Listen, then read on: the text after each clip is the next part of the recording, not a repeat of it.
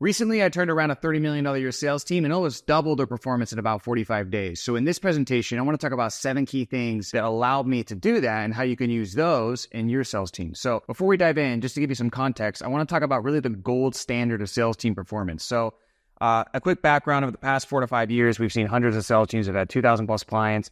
In my own companies across B2B, B2C, health, BizOp, and some more, we've probably had 6 different sales teams, maybe 7, go to 8 figures or even multiple 8 figures just from that sales team's production alone.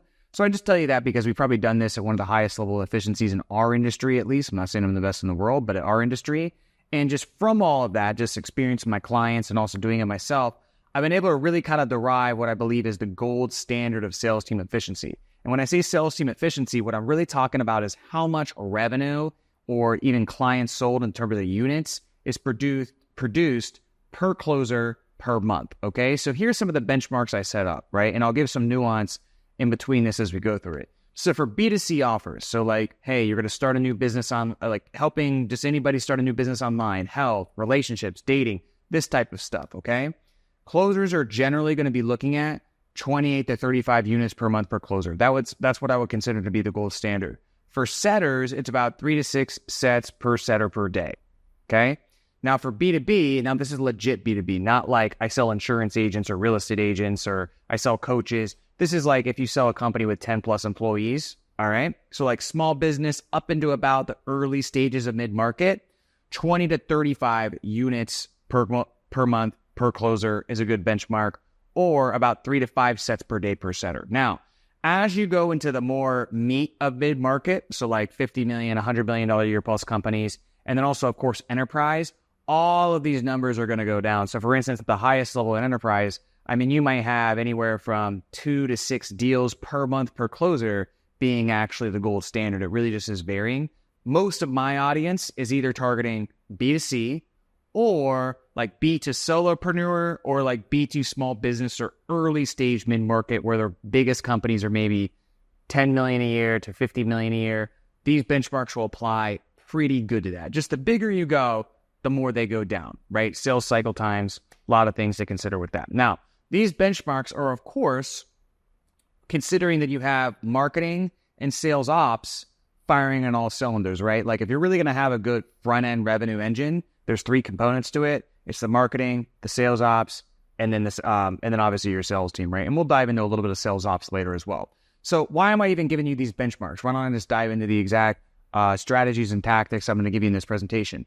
Well, most people in our industry are nowhere even close to this, okay? And that's for 2 different reasons. Number one, they don't invest enough time, resources, energy, money, etc. into their sales training. I'm not saying you got to go hire a sales trainer or a sales consulting company like mine, but a lot of folks just aren't even spending enough energy into their sales team to get to that gold standard. But I would say the bigger reason is the second thing I have put here is they don't even know it's possible, okay? So a lot of teams settle for 8 to 15 units per closer per month, thinking that's pretty good, okay? Now, the issue with that is that if you're going to, let's say, have a team and you want to get to 100 new clients acquired a month, let's say, okay? I would much rather have 4 closers doing that than have to hire, let's say, 10 closers, okay? And the reason for that is I want to have the least amount of operational complexity per income, right? So like for the income I'm generating, I want to have the least amount of operational complexity. There's a couple other things as well. If I can make it so all of my closers are obviously doing 25 units a month opposed to, let's say, 10, in that example, that means those closers are making more money. That also means they're going to stay longer. I'm going to have less churn. And because the on-track earnings are higher, I'm going to have more power in the recruiting marketplace to get great people, okay? The other aspect is as you scale your team, you're going to have to add layers of middle management. Every single time you get about 8 to 12 salespeople on a team, you have to add in a layer of sales management, a sales manager, to actually train and manage those people, okay? So if you have a team of 100 people, you could have several different managers in that organization below a director, okay? So obviously that's a factor of that's a result of the bodies you have. And all of that middle management is going to decrease your overhead. So if we can really get as much out of each sales rep as we possibly can, we'll not only have better sales reps who churn less, but we'll need less managers, and we can get also better managers, by the way. We can get more superstars because we can pay the ones we have more, but then we need less of those, which means less overhead operational drag, okay? So now for context, I'll just be honest, 25 units a month per closer, it's pretty exceptional. 20 units a month per closer is not always easy. I mean, you got to put in some work to do that, but there's no excuse why anybody should be below 15 to 20 as a minimum standard, right? Like anything below that, and I'm raising some serious red flags, okay? So again, if you're not at these benchmarks, there's only 3 reasons. It's either your sales team's skill set or your setter team's skill set. It's the sales ops, right? And the easiest way to KPI your sales ops department is a number of live calls per month per closer that they're getting, right? They should be getting about 70 to 100 live calls and then about at least a 65 to 85% offer rate out of that, right? So offers per day per closer, or live calls per day per closer are the easiest ways to KPI your sales ops department, because really the sales ops is the bridge between your marketing department that's generating the lead and then your sales department who is taking it from when the person shows up as a live call. At least that's how it would be in an inbound marketing system, which is kind of what I'm referring to here with the sales ops aspect. And then there's the marketing. Now, a lot of times if your sales efficiency isn't good, as your sales production isn't good, most entrepreneurs who are a little bit more usually marketing based than sales based, always, because when you have all you have is hammers, everything you think is a nail, they always kind of lean towards, oh, it's got to be a marketing problem. It's got to be a lead call problem or a lead quality problem. Most of the times that's not it. It's just a sales training problem. Easiest way to figure out if it's a lead quality problem or not is to take a few calls yourself. Take 3 or 4 calls yourself. That takes a day, a half of a day, and you'll know. Or just review the calls. And if you're like, man, I could have closed, these prospects are good, I could close these prospects. It's not the problem, right? So trying to figure out if lead quality is the issue, it shouldn't be this, I think people make it out to be this mysterious thing where they don't know for months on end. It's like, you can figure out in the next 30 minutes. It's not very hard. Okay, so moving forward, the rest of this presentation is really going to be about helping you get closer to that gold standard. Or if you're already at that gold standard, maybe even getting to the next level. I mean, I've seen teams doing 33 to 40 units a month per closer if you have a truly elite team and a great marketing and offer on the back end of that. So now I want to move on to the single most important thing you need to do on every sales team, and that's what's called creating baseline, okay? So if you're a little bit more advanced, you probably already know this, and you probably already know that validating your offer and your sales process before building your sales team is important. So for instance, generally speaking, okay, and this is not a one-size-fits-all rule, but generally speaking, especially for small business owners who aren't taking on a bunch of funding, when you first hire your sales team, you, the founder, or somebody who is on the kind of founding team is going to be the person who validates the offer to cold traffic, validates the sales process, and gets a good baseline of data before we bring on anybody else, okay? That helps a lot from a recruiting standpoint. It also, as you're training your first couple of reps, it's easy for you to transfer the skill set to them. What rarely works is just, not really having any of this validated. I mean, this kind of sounds like common sense, but not having any of this validated and then just hiring some salespeople who you think are good to interview really well and hoping they just come and figure it out, okay? Now, I'm not saying, look, if you have some funding or you have a really great ability to recruit some people. I mean, you could recruit a phenomenal sales director who could just build everything from scratch, and then maybe you give them a small piece of your company. That's something as well. But then that sales director is the one creating the baseline. So regardless, somebody has got to create that baseline for all of your other reps to be able to come into, so they're stepping into a system that can win, okay? So really the key is, before you hire the sales team, you should have a minimum of 10 textbook calls of you or whoever the person is creating the baseline, executing the process perfectly, okay? This sets baseline. Sales reps, an easy way to think about how sales reps learn, they learn best through modeling, right? You can put them through all sorts of sales training and coaching, and you could do a bunch of Q&A. There's nothing that beats them just studying somebody who's actually doing really, really well and then just modeling them. This is why once you get your first sales superstar on your team, everything becomes a lot easier, because let's say the average of your team right now is 15 units a month. But then let's say you add on a new person and this person excels and they break 30 units a month. Everybody's going to be looking at what that person is doing and start modeling their behavior. So the rising tide raises all ships. Okay. So the easiest way to train is just look at this, do this, copy this. Okay. Now, in terms of baseline, over time, what happens is things naturally drift away from baseline, okay? So you might make pivots in your marketing, the lead quality changes. A lot of times bad habits in the sales team come up. So this is a tactic that I think is either a founder or a sales leader, sales manager is just really, really great to use. Every quarter or so, every 90 days is usually a good time frame to this. Literally just take 2 to 5 calls for the sales team, right? And you don't have to like hook up your booking page and any of this stuff. Just look at the sales team's calendar and just hop on 2 to 5 calls with them. Textbook crush it. Post those recordings in Slack. And then what you can do is on your sales meetings, review those calls and actually break them down for your team. So now your team is able to see, okay, number one, their conviction increases because you came on the calls, you crushed it. Wow, look how easy he did it. Then also now they're modeling and seeing all the nuances and language and tonality that you use. It's just very easy to just show them how to do it. And you only got to take 2 to 3 calls. And then that ends up being, because you're going to break down those calls, about 2 to 3 weeks worth of training on the actual sales meetings. And that was for like 1 day or even a half days of work. Now, 1 day, half day of work. Okay, let me tell you my personal results with this. I did this with a sales team turnaround recently, and I just decided for fun, I'm going to take like 3 calls. I closed all 3. And then I broke down those calls for the team. And it was like, every single person was like, oh my gosh, this is the best training I've ever gotten. And man, like just the immediate lift I saw just from doing that was so insane. I mean, that was the most profitable 3-4 hours I've spent in a long time, right? And so I wish I would have repeatedly have done this, as a process every quarter, is that revalidation tactic, okay? So here's another thing. It's called creating your golden boy or girl, right? Creating your golden salesperson, like your golden standard sales rep, all right? So this is a new insight that I got that was very effective.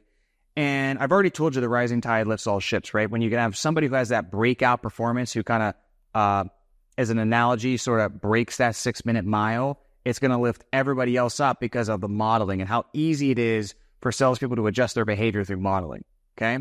So you can do this anytime with a sales team, but what this really works well with is when you're kind of at your first 2 to 3 people of your team, okay?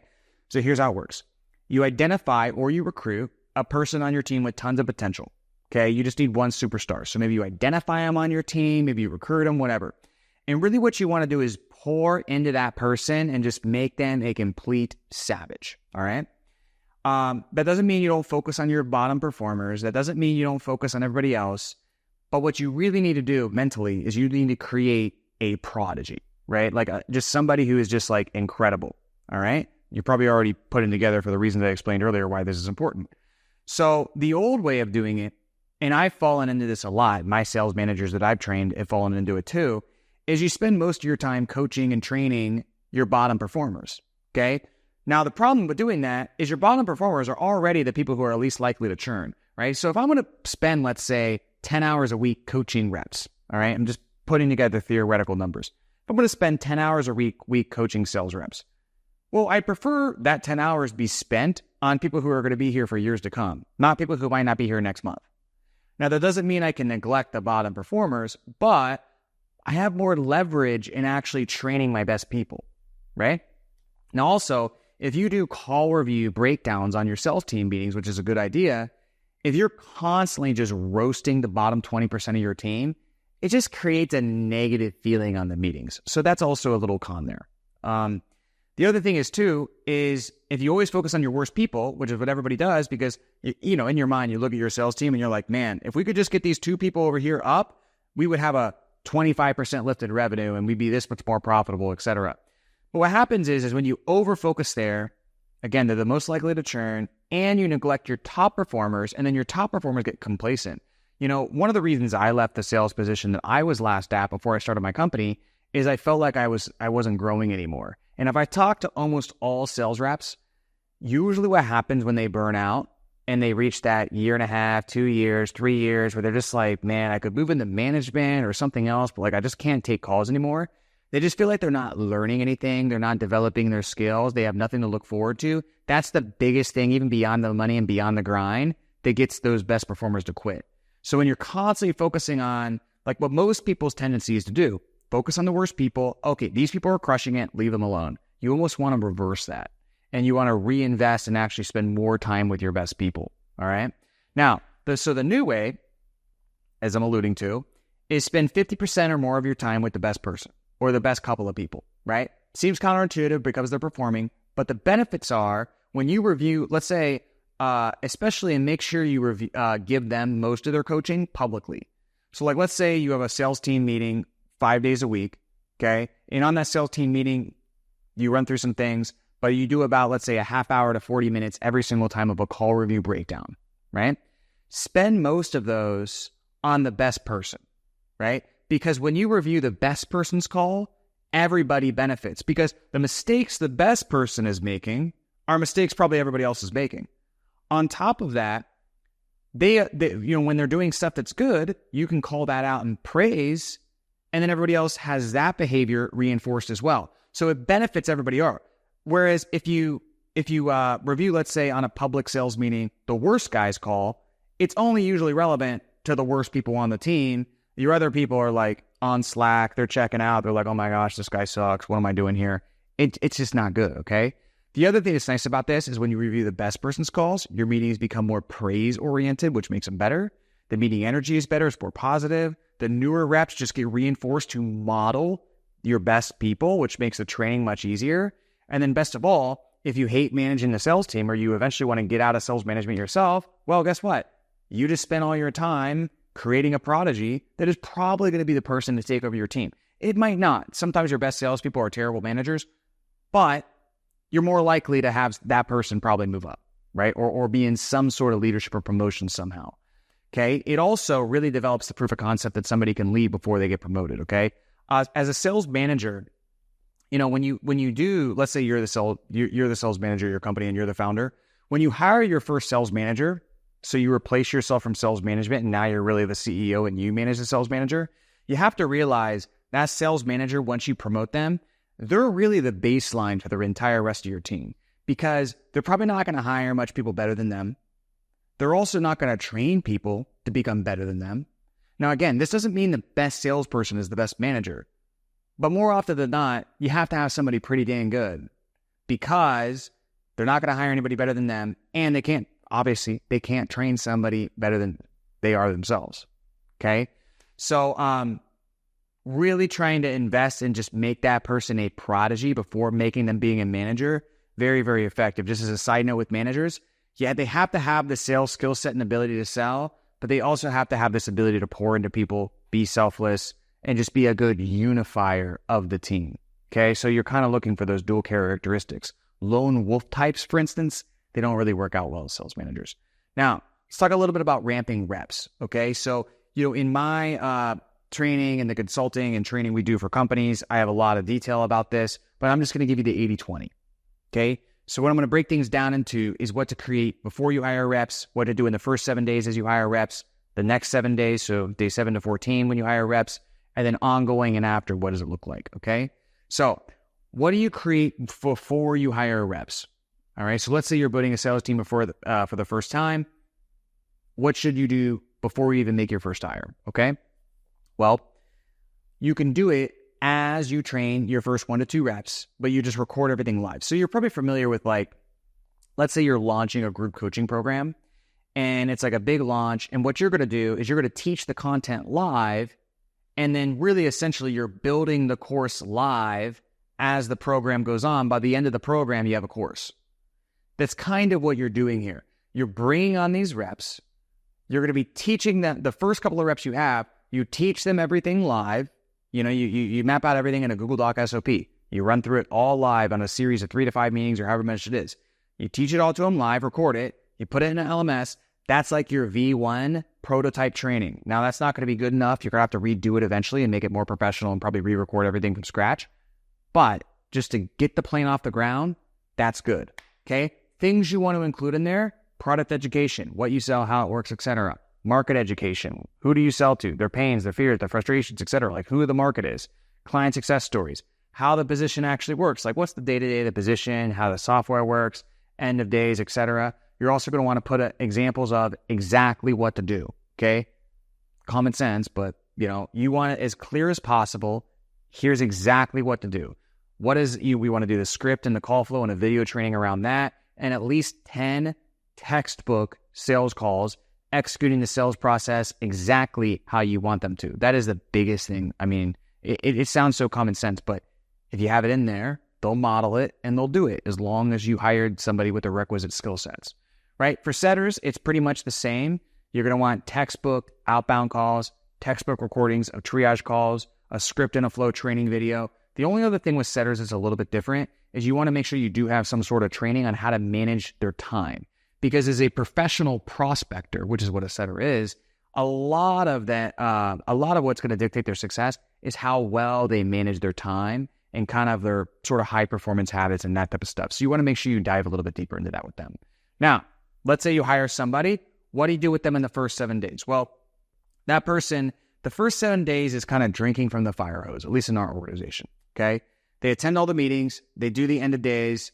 They do 2 to 3 one-on-ones with their direct report. They go through all of the training that you've created. They shadow your prodigy, right? Your golden boy or golden girl. That might be you at first because you don't have one, or that could be the prodigy when you have one. And all they're going to do is just ride on those calls all day, right? And usually what happens is it's pretty fun. They ride, they take notes, they start to see how it looks in action. Then usually there's like a little debrief with you or the sales lead at the end, and they kind of go through questions and learning lessons, and then they get on the next call.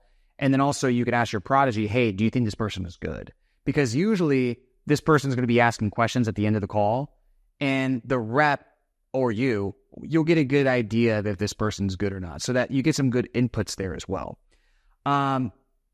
You also want to have them review all past closes of the previous weeks and months. I'd only have them study, though, one salesperson. You only want to have them shadow one person and have them study one person. When you have them shadowing multiple people with different nuances and have them studying all these different people, look, like it's great if you can you really should get the sales team all on one page and all in one process, but you can't avoid the fact that different people have slight nuances. And so what can confuse a new rep is shadowing 3 different people with 3 different nuances and then just getting completely confused. Have no idea what to do. So you just really want to have them shadow that one person. That's why I call it baseline. Like have them shadow that one person who creates baseline for your company. The other thing we have people do is just script out the call recordings by hand, especially the pitching aspect. So when we're explaining the product and service, really mapping that out and writing it out by hand. Now, in the second 7 days, so the first 7 days is really just like drinking from the fire hose. Now, for certain companies, if your product is like very, very complex or your market is very complex and there's a lot of product education, you might want to extend that time. What we've experienced is generally for B2B, small business, and B2C, 7 to 10 days is enough to learn about the product. But, of course, if this is like an enterprise thing, it could be 30 days, 45 days. You don't know. Now, considering it is only 7 days, the next phase or the next 7 days, for setters, we just let them loose. Okay, we give them full lead flow and we see what they produce. Closers, what we'll do, especially in an inbound system, and even if it's an outbound system and we have SDRs booking them appointments, what we'll do is we'll give them half calls, and then we'll also give them any overflow that we have. So like if there's double bookings or there's reschedule, we can give them the overflow, but we give them about half volume. So if they normally take about 6 calls a day, we only give them about 3 calls a day. Okay? We have them continue all the training from the previous week and all the shadowing. And then what we want management to do is review one of those 3 calls a day and give them feedback, right? So a very, very tight feedback loop with the person when they're in their first week of officially taking calls. The reason we don't want to open it up and just give them 6 calls a day right from the very beginning is because you don't even know if this person is going to work out. And they're going to be making a lot of changes throughout the day, just kind of getting the feel of it. And the last thing we want to do is overload this person with a bunch of calls. They suck. And then, we just threw 250 grand of pipeline down the drain. Okay. Now, by the time they get to the third 7 days, sometimes we extend this one more week to the fourth 7 days if the person's struggling. But by the third 7 days or the fourth 7 days, we give them a full calendar. Then we monitor them based on qualitative and quantitative data, which we'll probably get into later. And you really have to do both. So just as a quick primer on this, so quantitative is like their KPIs. All right. So that's like looking at their close rate, their units per day, their cash collected, their revenue per call, all of that stuff, right? Your qualitative data is your actual observations of the person. How do they show up on the sales meetings? How are they showing up on your one-on-ones? What do their calls actually sound like? How are they responding to coaching? That type of stuff, okay? So here's the thing. You can only, you need to assess them on both. What a lot of sales managers, especially as they get bigger teams, like to do is be the dashboard Moneyball guy and sit behind the computer, look at a bunch of spreadsheets, look at a bunch of data, and then just make decisions based on that. There's nothing wrong with making decisions based on data. The problem is because of regression to the mean, so that's the natural variance in the ebbs and flows, anytime you're working with numbers and data sets, to really get a statistical significant amount of data, it can take sometimes, depending on how many calls the reps are actually taking, it can take anywhere from like 2 weeks to 6 weeks, okay? So what that means is that's 2 to 6 weeks of data you have to accumulate to potentially figure out that this rep is statistically significantly sucking, okay? That they're in a rut. So, and on the contrary, because you might be asking, well, like, can't I just see, like, okay, maybe I don't gotta wait 2 to 6 weeks. Like, what if they just don't perform well in 1 week? Like, doesn't that mean they suck? Well, not always. Like, sometimes I have reps who, let's say, quota is about 25 units a month. So they got to get about 6 a week, all right? 1 week, they might get 2. The next week, they might get freaking 10, all right? And just because there's a lead and lag with their pipeline, especially as you get further into B2B. So, I mean, and if you've ever sold, like, you'll get it. You've had days where you go through a 48-hour spurt and you're like 0 for 10. Then on day 3, you close 5 deals. So because of that kind of ebb and flow and that variance, that's why you have to look at reps a lot of times from a longer time frame, right? But again, the problem is, do you want to wait that long to figure out this rep sucks? No, you don't. So how you actually figure out much quicker is the qualitative data and really the QC, reviewing their calls. Because if you're a great sales manager, you know what great sales calls sound like?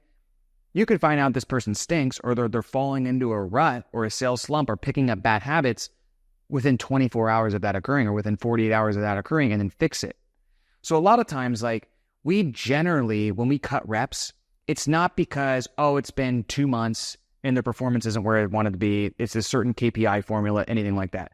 Usually it's we're reviewing their calls, we're looking at their progression qualitatively, and we just know what great sounds like, and we know they're not going to be able to get there. Okay?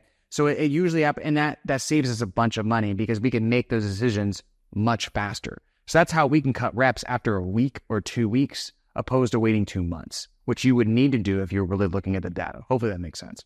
Okay, so quantitative benchmarks. So we do have benchmarks, of course, and really what we want to see is in the first 10 live calls, right? So the first 10 people who's on their calendar who actually pick up the phone, hopefully they close one. If they don't close one, it's not the end of the world. It doesn't mean we're going to fire them, but ideally they're going to get a deal. Usually most great reps do. If they don't, again, we go to qualitative. I want to look and see how they're sounding. If they sound really good, who knows? Maybe they had a bad spurt of 10 calls or they had some complex situations. Who knows? We'll give them some more time, okay? And about 20 live calls, I want to see about 10 to 15% closing ratio. They're coaching, improving, taking feedback, trending towards KPI. 30 to 40 live calls, near at KPI, okay? Strong trend, calls sound good, coachable, taking feedback, etc. And even at 30 to 40 live calls, if you look at maybe their last 10, they might be in KPI, right? So their trailing KPI might be good. It's just overall. 50 live calls, which is really only 2.5 weeks of calls a lot of times. They should be at KPI. And if not, there's only 3 reasons why. Okay, number 1, you didn't get enough feedback. Number 2, they're not coachable or implementing the feedback. Or number 3, you're trying to turn a 2 out of a 10 into an 8 out of 10, or you're trying to turn a 2 into a 10, opposed to an 8 into a 10, which means they didn't have enough innate talent. So if you ever had situations where you're like, man, I just really like, Jackson. Jackson's super coachable, culture fit. I just like them so much, but there's not closing. And they're so coachable, they take the feedback, but it's just not happening fast enough. You're trying to turn like a 4 into a 10. You want to turn 7s, 8, and 9s into 10s, right? You just you can't afford to like give this person a year to just get there, right? But you got to make sure too, if you look at the other reasons, you gave them enough feedback. And then also, if I see they're not coachable, like this is why what I like is the 48-hour feedback loops. So imagine you review somebody's call on Monday, you give them the feedback, you give them Tuesday to implement the feedback. Then on Wednesday, you review a call from Tuesday and you see what changed. So I like that cadence. If you're noticing the same mistakes again and again and again, then that's an issue. You want to see some improvement. So if you give them a tactic or what have you to implement on the sales call, they might not do it perfectly, but you want to see at least some progress. They might screw it up, but you should see some behavior change. If you don't see any, that can be an issue, okay? Now, the qualitative benchmarks are pretty obvious. How do their calls sound? How are they showing up to meetings? Are they asking questions? Are they mad? Are they hungry? How do the recordings sound? I put here, if they're making technical sales issues, like if their close is a little bit off or how they explain something is a little off, we can always deal with that. If it's if you're reviewing the calls and you're like, man, it's just their mindset's off, their energy, their tonality, their confidence isn't there, that's a big issue. I don't want to have, I always say, I don't want to have a Tony Robbins breakthrough with one of my reps to get them to close, right? Look, I don't want you to have to relieve your sales trauma and have to work with all your mindset issues to get you to perform. That's a different time and place. I hope you do fix that.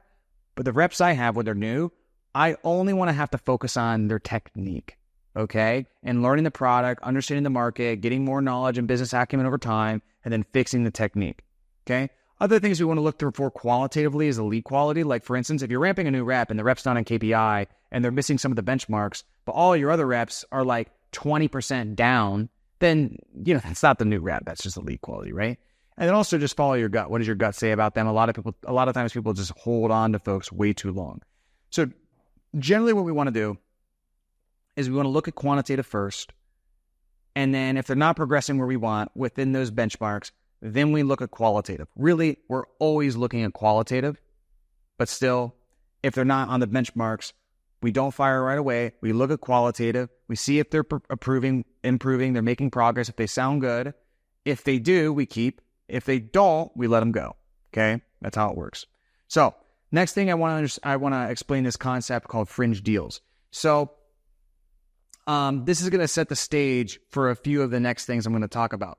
So what I like to say is going from a bad to a decent sales team is really just getting them to follow a decent process.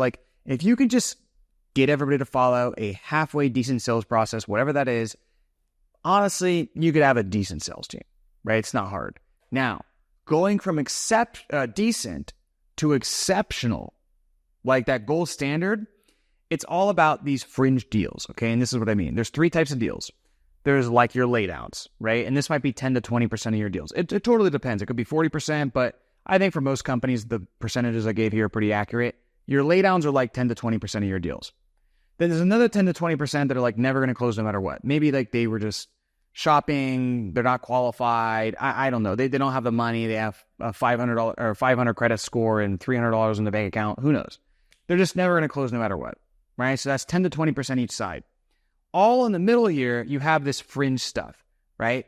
And so these fringe deals, they might have an unsupportive spouse. It's rough financially, right? So you got to be really creative to make it work. There might be a ton of decision makers or a ton of follow-up or a ton of fear you got to work through. But the more of the story here is these are deals that are hard, okay? Now, if you ask your sales team, hey, what type of calls do you want more of? They're going to describe for you what a laydown's like. Oh, I like people who, are this, and this. And you're like, yeah, well, I wish I could get more of those. Those are complete laydowns. Really what you need to train your team on is soaking up all those fringe deals and closing all of the ones that could close but don't because they're a little bit challenging for one reason or another, whether that's logistic that you got to work through or a lot of objections and fear and so on and so forth. So the better your sales management is, the more of those fringe deals that you're going to get, okay? So the sales manager responsibility is for your sales manager, whether you're managing the team or you have a sales manager, it's very, very straightforward, okay? They do daily meetings, okay? So if I asked you, hey, is sales culture important in your company? You would probably say, absolutely. Well, my next question would be, well, if that's true, how does culture actually take place in your company, especially if you're a remote company? Well, in a remote company, culture can only take place when 2 or more people are together. Well, in a remote company, that's when? On the meetings. So therefore, the quality of your meetings and your sales meetings in particular, if you're running a remote sales teams, is the quality of your culture. The quality of your meetings is the quality of your culture. So your sales managers, one of their number one responsibilities is to run dynamic and great effing sales meetings, okay? Also, they need to read and respond to end of days. They need to do QC. That's 80% of their thing. So I think I have my next slide on this. If not, I'll circle back to it. But QC is the most important thing. That's 80% of their time. Strategy, tech, systems, all of that stuff, that's 20% of their time. Now, what they're going to want to do is they're going to want to invert it, right? So if you hire a new sales manager, this always happens. What they want to do is they want to create a new dashboard, get a new CRM set up all pretty, get your data organized, and la-da-da-da-da. It's like, dude, you're not the Moneyball manager, man. Train the effing team, okay? QC, coaching, training, doing one-on-ones, talking to the reps, reviewing their calls, giving them coaching, helping them work through mindset stuff. That should be 80 to 90% of where you spend your time, right? Is pouring into those individuals because they are a reflection of you. So redoing the script for a third time probably isn't the answer. Neither is creating a fancy dashboard when Google Sheets works fine. We don't need to migrate CRMs. But that is what they want to do because those are projects, more often than not, that give them significance, okay? Whereas what they really need to be doing is actually being like, sales is a selfish position, right? It's all about your achievement. You have tunnel vision on the deal. Sales management is selfless. You need to have no other responsibility than making your team win and then giving all the credit to that team. But what happens is a lot of times sales managers, they want those dopamine hits. They want that recognition. And so they take on BS projects like CRM migration or some crap. And then that's what they spend all their time doing instead of training your team. And then you're paying a very expensive person just to basically ruin your company. Happens a lot, okay? What else does a sales manager need to do? Coordinate with other departments like CS, marketing, etc. Like they got to be in sync with your CMO. They got to be in sync with your CST. If not, there's going to be a ton of tension between those departments. There's going to be tension no matter what. That's healthy tension. But there's going to be tension, okay? And they need to be coordinating and be in sync, okay? They need to hire and ramp off new people, okay? So obviously finding, hiring, training sales talent, also making sure you have a bench at all time of sales talent and doing interviews is what your sales manager should be doing. Your sales manager should be doing new interviews with new sales reps every single week. Not when you need it.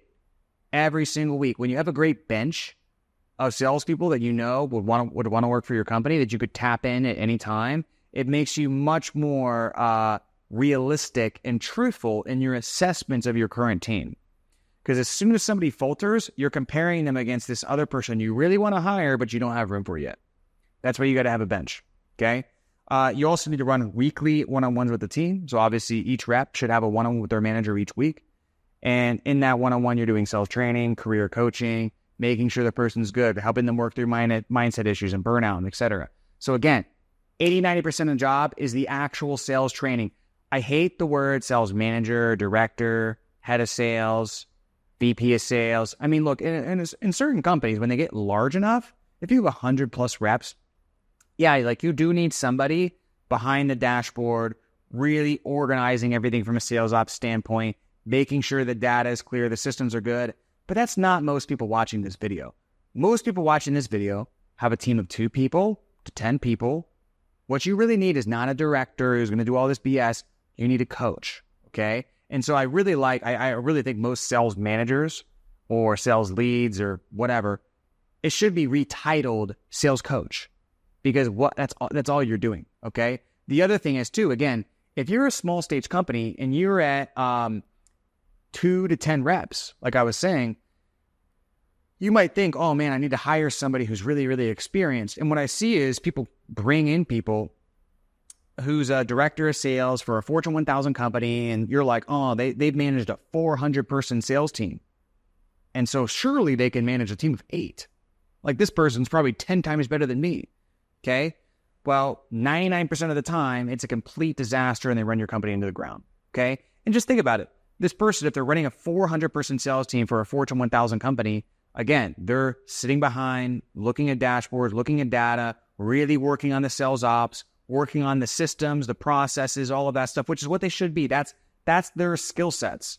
Their skill sets, not training your Amazon FBA team, who's selling a course on Amazon to sell units, and they're not working with a team of 4 people and just being this person, those 4 people's leader, coach, etc. It's very, very different. So sure, you can hire somebody who's already done what you want, what you're trying to achieve, but you just want like 1 or 2 steps ahead. You don't want 10 steps ahead. That's just way, way, way, way too much. Okay. So let's dive into some strategies. We already established QC is the job for a sales manager. Okay. Coaching, training the reps is the job. There's 2 types of QC. There's process and technical QC. What I mean by that is process QC is really just making sure reps are doing what they should be doing. Okay. Showing up to the call. Believe it or not, sometimes you hire a stupid rep, they miss calls. That doesn't happen on my team a lot, but with clients, I've seen that happen. Okay. Also, not ending the call early without an offer. Sometimes reps get lazy or it's a difficult prospect and they're like, man, my energy sucks. And so they end the call or like kind of financially disqualify the client or for whatever reason, don't make the offer. So, you want to make sure they're not ending the call without an offer. They're not getting combative. They're managing their calendar correctly. They're not showing up late to every single call by 20 minutes or some crap. So this is just process QC. This isn't like really refining their technique. This is just making sure they should be doing what they're doing. So how do we actually do this? You just can have VAs do this. This is very simple. You just have them check all the no-shows and calls under 35 to 45 minutes, have them cross-reference this with their end-of-day reporting, which they do in the CRM, and then see if it's honest, okay?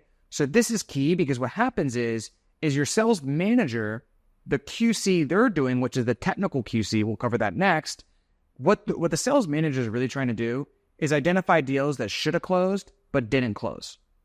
Okay? And those are generally calls that went the full hour and 15 minutes or whatever. They look really good in the end of days. They're not the calls that the reps will submit to the sales manager either. So there's this whole set of calls that don't get reviewed. You can have the VAs, and that's where these issues that I'm going through here come up. So you can have VAs do that. And just really what you're looking for here is you're just trying to eliminate any mischievery, any weird stuff. Okay? Now, technical QC is like the main stuff. Okay? So this is where you have them review calls to adjust their technique. So how we do this is, number one, very, very important step of this is to find the right call to review. Okay? So if you're trying to coach a rep and you're doing it through call reviews, which is the best way to do it, you can do role plays and drilling as well and all that stuff, but call reviews is my personal favorite. There's 2 ways you can get the call to review. You can have the rep send it to you, or what you can do is you can read their end of day, which I'll explain what an end of day is in a second. You can read their end of day and you can select the call manually, right? In general, it's always better for you to pick the call based on the data versus have them send it to you.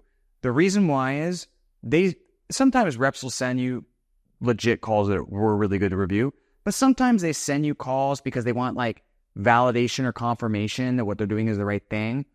Or they send you like technically somebody who could have closed, but like a very, very, very difficult prospect. When on the other hand, they're like missing easy deals. Okay. So I've mentioned end of days a lot in end of day reporting. Basically what we do is we have our reps submit a report in Slack each day with the name of the prospect, what source they came from, what was the end result, and then a description, 3 to 4 sentences of what happened on the call, what was the next step, and who the prospect was, right? So when we read those end of days of every single prospect that this person spoke with, what we want to look for is stuff that is descriptions that sound like the call went really, really well, but push to follow up, okay? And so in this case, it's, I'm talking as if it's a 1 or 2 call close here, but basically it's like, this was the call where they were just supposed to make a decision and they push to a follow-up for whatever reason, right? And it's usually like the end of the day won't sound like, oh, I don't really know about this happened. Usually what you want to look for is they describe it as a really good call. They think the deal is going to come in, but it pushed to follow-up, right? The reason we want to do that is because those are the calls they'll never submit because they think they're going to close. But a lot of times, like we know with deals that go unnecessarily to too many follow-ups, a lot of those fall through the cracks. And that is the easiest fringe deals. Remember, we covered that concept. That is the easiest fringe deals to get closed by far. Okay? So, and that's where all of their blind spots are, right? Because that's why they're not submitting those. They think it was a great call, but in reality, they missed a bunch of shit. And the growth happens when you alleviate those blind spots, which is why you picking the calls is so critical, okay? So, guidelines for how much. If you have a full-time sales manager, you should do 2 to 3 call reviews a day or 5 to 7 only call reviews or close-only call reviews. So what I mean by that is there's kind of 2 different types of call reviews we like to do. Sometimes I just review the close. Sometimes I review the entire call. If I review the entire call, it takes a while. You can probably I put 2 to 3. You could realistically probably do 3 to 4 a day. Or you can do about 5 to 7 of only the close. I would just mix it up and do both. Once the reps get more advanced, a lot of times the end of the call, the close, is where you want to spend the most time. You still want to always do both because sometimes the beginning gets a little sloppy. But once they're really good, a lot of times the close is really the only thing that needs a little bit of work. Okay? And then anytime you as a manager or you as a founder does a call review, post it publicly and then make sure the reps are going through everything you do. Because every single training you do for any individual rep is really a team training for everybody. Okay? Now, if you're the founder and you're kind of wearing multiple hats, you're managing the sales team, but you got a bunch of other stuff going on, what I recommend is at the very least, okay, if you're the only person managing your team, you're the founder, and you're like, man, I can't commit all the time to this, but I'm not ready to hire a sales manager, just do 1 call review a day and post it to everybody to go through. 1 call review a day keeps the sales genie away, whatever the saying is. It's a terrible saying. But if you can get to 2, that's good. 2 call reviews a day, it's not that bad. When we've had interim sales managers and transitions in certain companies in our portfolio, I've been able to do that with everything I got going on. So if I could do it, you can do it. Or you could even do 3 to 5 close-only reviews. Close-only reviews are much, much quicker because you're only reviewing the close. But 1 per day as a habit is so worth it. It's just so worth it. Okay? So, and then obviously a lot of times on the sales meetings, you're reviewing a call. That doesn't count for your 1 a day. It needs to be 1 separate a day. Ideally also in terms of frequency, I mentioned this earlier, each rep should get some form of feedback every 48 to 72 hours. That way you're always seeing the constant change. It's a proper feedback loop. Okay? Now, manager calls, right? So here's what's going to happen. This is really great when you have a sales manager. You can do it as a founder. It's a little harder, but you can still do it. Is when you're reviewing a call, you're going to often find people, especially if you pick the calls yourself like I went through, you're going to find people who are so close, but you can tell are not going to close on the next call, or they didn't close. They ended up not closing. And oftentimes what you can do is you can call these people yourself, close them in 5 minutes. And, if you're selling a 10K offer, 5 minutes for 10K is 120K an hour. So that's pretty good. Okay. The other thing you can do, and this is more of a sales manager tactic. The first one as a founder, if you're reviewing the call and you're like, man, I could close. Even when I review calls, sometimes I get this feeling. I'm like reviewing this call. My skin's like boiling. I'm like, how are you not closing this person? This is literally crazy. You could just channel that anger, pick up the phone. You can close them in 5 minutes. I mean, it's not hard. It's just so worth it. And you can just make the money very quickly. And then you're not mad anymore. Now, this other tactic's really only if you have a manager. Sometimes, let's say there's a prospect and it goes to a follow-up call. You still can't get them across the line. Goes to another one. You can't get them across the line.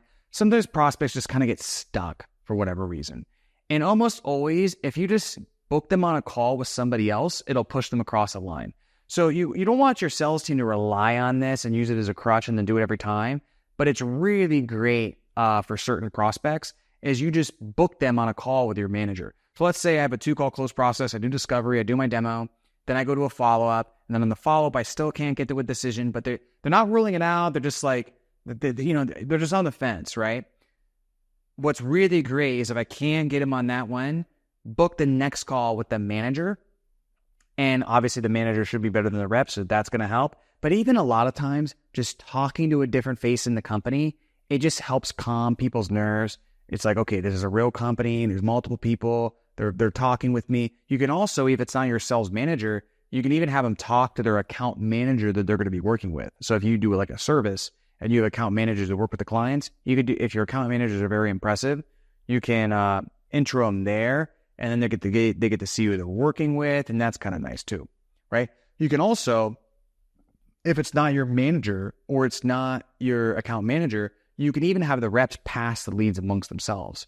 So for instance, there's a company I work with that their conglomerate's over $1 billion, and they do this really, really well. And they'll have split deals all the time where, you know, a salesperson gets a deal to so far, and then all of a sudden they bring in another rep, and the other rep takes the rest of the way. Just sometimes people need to see a different face just to buy from. It happens like that.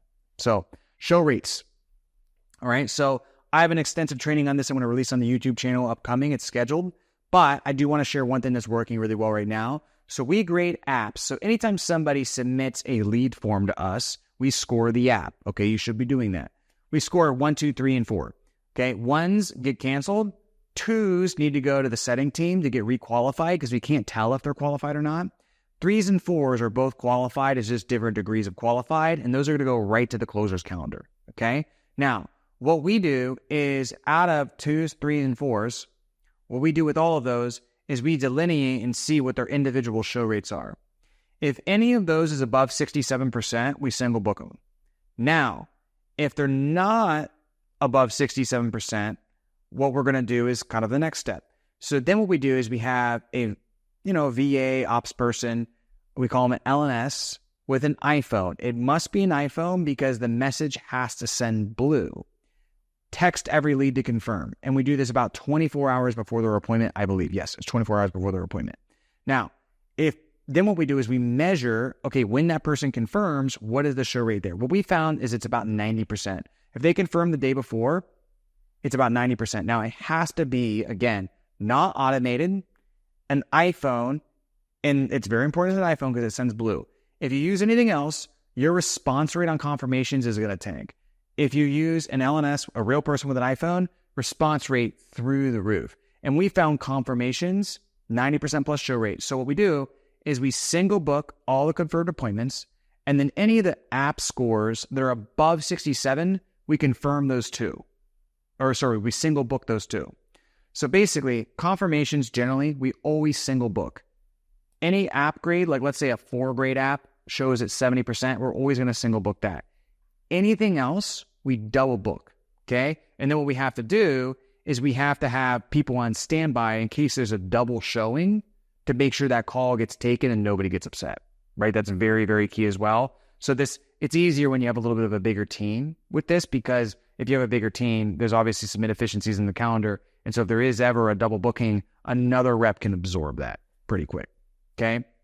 So so what this has allowed us to do is increase our live calls per day per rep.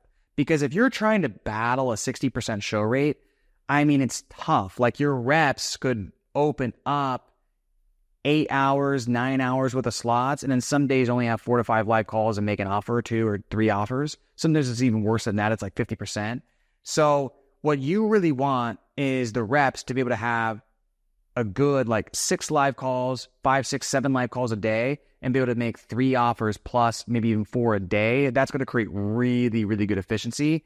And again, it's just the biggest lever. Like we talked about earlier, I'd rather have 4 reps with 6 live calls per day than 10 reps with 3. I'd rather have 4 reps and do 100 units and therefore $1 million a month, let's say, than 10 reps do that same number because it just limits the operational complexity and increases my recruiting power. Okay.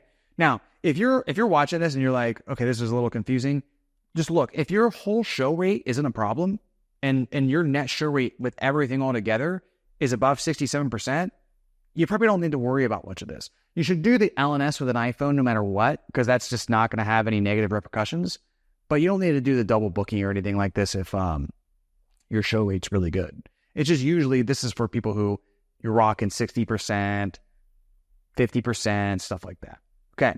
Now, let's say you want to bring on a sales manager, couple tips. Okay.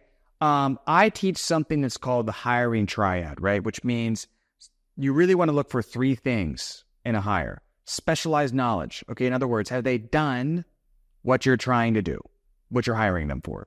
Okay. So Naval Ravikant says specialized knowledge is the knowledge you can only get from doing, right? So it means you can't learn it in a textbook, learn it in a course, whatever. It's an acquired knowledge through experience. That's why it's therefore specialized, right? And so like sales is something that is a specialized knowledge. Like if I've taken 1,000 calls and I have a track record of my close rate and what I've done and all my experience, like I've acquired that specialized knowledge. Now, the next thing you want is industry acumen. And a great way to think about this is, can this person speak the language of my market? Okay. So for instance, if I sell gut health coaching, okay, I need somebody who can talk about especially if it's like the women, I need somebody who understands that market, can understand the language they use around their problems and how it applies to them. Like they have to get it, right? So if you think about a tribal mentality, this is where we want our salesperson to have enough acumen to where they're viewed as inside of the tribe. Like they understand the market because a lot of times they are the market, right? So, a great example of this is you could have a grizzled car sales guy who has a ton of specialized knowledge. Like he's very, very good at sales. But if you put him into like that, gut health coaching offer for women, he's probably not going to do very well. Like he's not going to resonate with that market. Is he going to be able to speak the language? Probably not. Doesn't mean that person couldn't eventually learn that stuff and succeed, but it just might, in a perfect world, that's not what I want in terms of a recruit. So I'm looking for a sales manager, and this is for reps and managers, but for managers, I need those two things, okay? The third thing I need is buy-in, okay? Buy-in to the mission, vision, and values, all of that stuff. If they're not bought in to the vision and what I'm doing, and they're not going to be a huge asset to the culture, and they're not going to be a massive culture fit, no matter what, it's not going to, that's a non-negotiable, okay? So the only scenario in which I really recommend, in the high-ticket space, it's a little bit difficult with these remote sales teams. There's not a lot of precedence of a lot of sales managers who've had a lot of success in the past. Great. If you move on to a different industry like solar, medical device, SaaS, it's it's much, much easier. I can tell you because I run a recruiting company. It's much easier to find somebody who's done exactly what you want them to do and then poach them and make them a better offer. In high ticket, it's a little bit more difficult. You can still make it work. But if you do, I would really make sure that this person has done exactly the thing that you wanted to do, right? Like, or very, very close in an adjacent industry, right? So like if you're a fitness weight loss offer, they've done a similar transactional B2C high ticket sales at a higher level than you have, okay?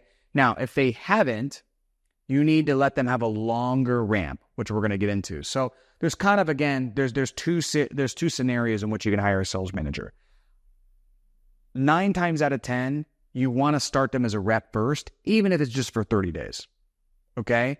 So scenario number 1 is they start as a rep, they move to a lead player coach for a short period of time, then manager.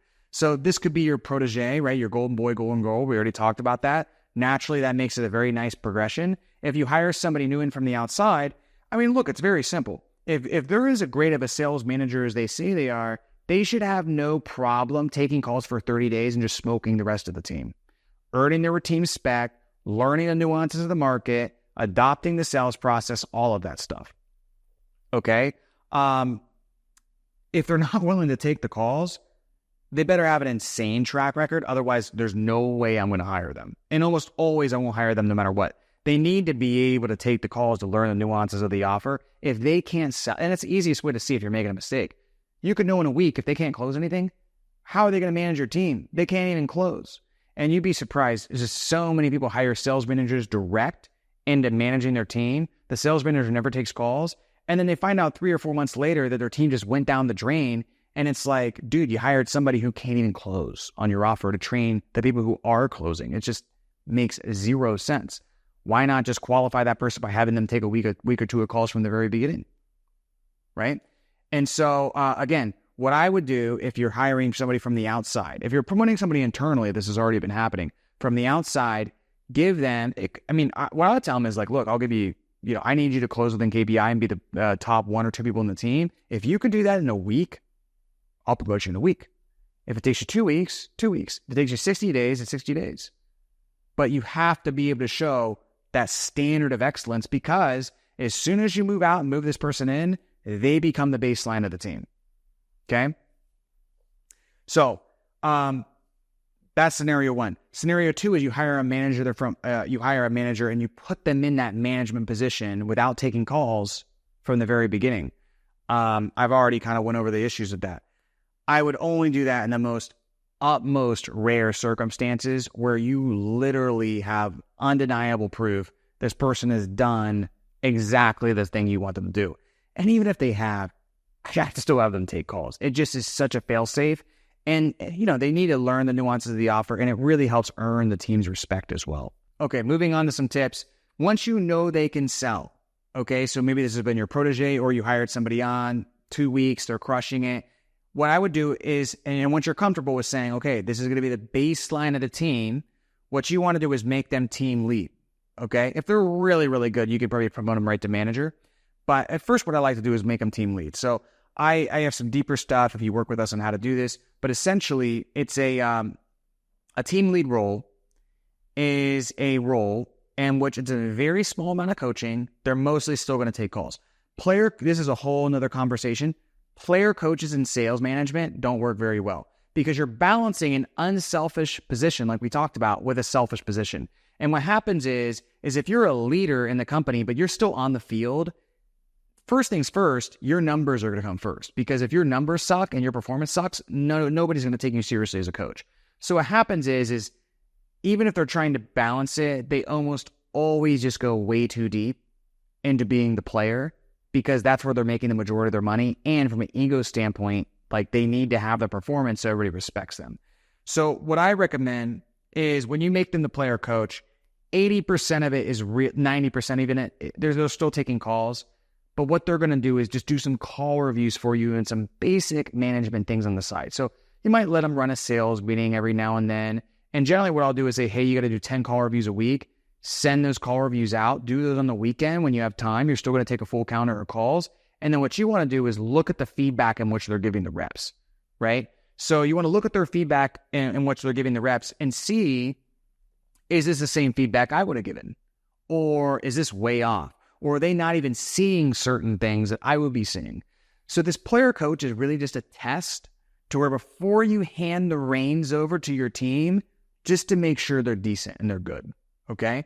Now, once you're ready to move them into full management, I do it like a volume knob, not a light switch, okay? So let's say my management activities, I'm running daily sales meetings, I'm doing weekly one-on-ones, right? And a myriad of other things, but let's say it's that. And I'm, doing the hiring and all that stuff. So number one, what I'll do is I'll give them 1 or 2 meetings a week. I'll keep the other ones, and I'll stay on the meetings they're doing, and I'll just write coach, okay? Then I'll slowly ramp up the meetings. Then I'll give them 3 meetings a week, and I'll stay on and write coach. Then I'll give them all the meetings, but I'll be there and I'll write coach. And then I might, only attend 2 meetings a week. So then I only might attend Mondays, right? So like I volume knob it. I just kind of gradually over the course, and especially with the meetings, that's the last thing I always hold on to. With the meetings, I might even give it 6 months before I really reduce the amount of meetings I'm on, okay? Because that's the one thing, if there's any issues that arise on your team, you'll catch them much, much quicker if you're still on the meetings. What you don't want to do, and a lot of people do, is they hire a sales manager and it's like, okay, good luck, I'm done running this effing team, right? Like, you let me know how it is. And then they only work with the sales manager and meet with them on their one-on-ones. And then what happens is you see it on the meetings, the team deteriorates, but you don't see the lead and the lag and the performance until 3 months. So you kind of like, you could have caught that if you just would have stayed on a meeting or 2 a week most times, right? In terms of one-on-ones, what I'll do is if I'm doing a weekly one-on-one, I'll keep that weekly one-on-one and I'll have I'll do it every other week and have them do the every other week. Or I'll just move to once a month and then I'll have them do weekly, something like that. In terms of recruiting and hiring, I'll have them do all the initial stuff. I'll QC their interviews and all that stuff to make sure it's good. But then what I'll do is I'll always do the final interview before we bring anybody on, right? So as you can see, what you don't want to do is, and this is what everybody does, is the knee-jerk reaction. You hire this manager. Oh my God, I finally found my unicorn. Okay, you manage this team. I never want to see it again. Oh my gosh, like, F this, I'm out of here. Don't do that. You have to volume knob it and do it slowly. Executives in companies, any executive, client success director, marketing director, sales director, all of this stuff, it has to be a gradual process. It's not like ramping a new sales rep. Ramps for executives can take 3, 6, 9 months sometimes. It just happens. So You have to set your expectations right and slowly wean yourself off and train this person up and stay on them.